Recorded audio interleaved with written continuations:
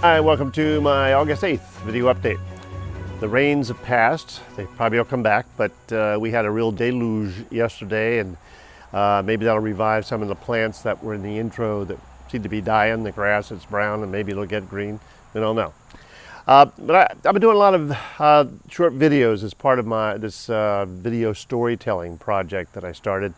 And when you do videos like that for which you're going to use to create a story, you end up taking a lot of clips, and they really pile up, which makes the editing process really cumbersome. Some of these videos have been wordless. Some of them have had maybe little sound bites of somebody saying something, or I've made voiceovers for the videos. But having a lot of clips, this covers. I use FilMic Pro on my iPhone 7 Plus rather than using the native camera app to create my videos. So the rule of thumb is to take lots of short clips, 5 seconds to 10 seconds in length, and then move to another scene, take another clip, 5 to 10 seconds, and then again to another scene.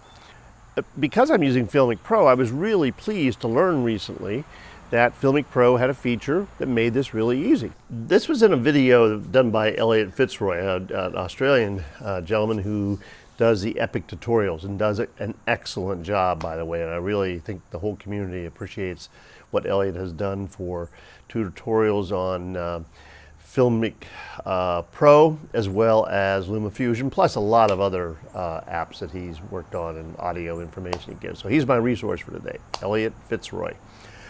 Epic tutorials. When this feature is activated, the feature is really a stitching mode, and Eliot has a whole video on this. So the feature, when it's activated, you do this through the menu, through the gear menu icon in FilMic Pro. When you've activated it and you press on the normal record button, it turns red as usual. You let it record a little while, 5 seconds maybe, and then you tap it again, and instead of just stopping, it pauses. And so it shows you the two vertical lines that are, the symbol for pause. And then if you change your scene, click it again, it records, turns red, click it again, pause, click it again, stops, or starts to record again, click it again, it stops. And then by long holding the pause button, it stops the stitching mode, and your preview button and your gear button return to the screen. So this is really like a regular video camera that has a stop and pause feature. And if you're shooting a lot of footage, you can really accumulate a lot of short clips, as I said earlier, and that makes it difficult during the edit. So having the clips pieced together already will make it for fewer number of clips that you have to deal with, and in some ways will actually speed up your edit. And I really like this mode. I've been using it a lot recently, and there are times when it's not appropriate to use it. At the beginning of this update, I was using that mode, but you could see me moving to stop, to pause and to continue recording. And so I had to cut those out anyway, so I might as well just do short clips because I'm moving around. I'm in the garage now. It's a little noisy out there, so hopefully this is muffling the traffic sound a little bit.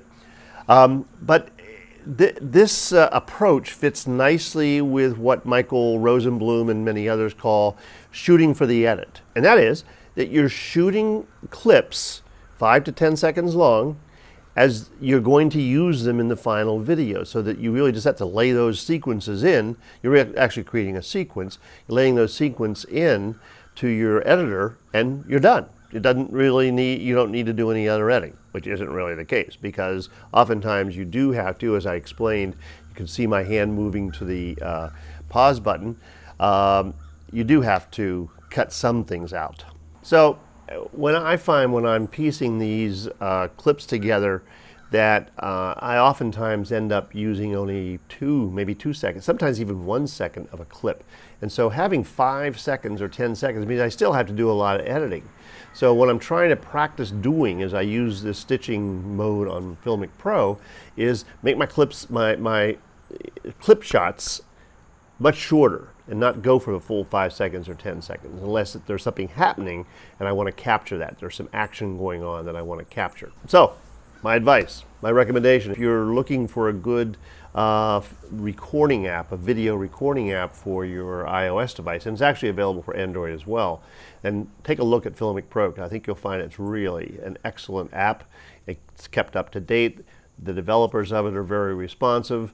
There's an accompanying app, as I mentioned before, called FilMic Remote, and I use that on my iPad sometimes if I want to use the front-facing camera. I guess it's the rear-facing camera, the better camera on my iPhone. So take a look at Eliot Fitzroy's video. I'll put a link in the description.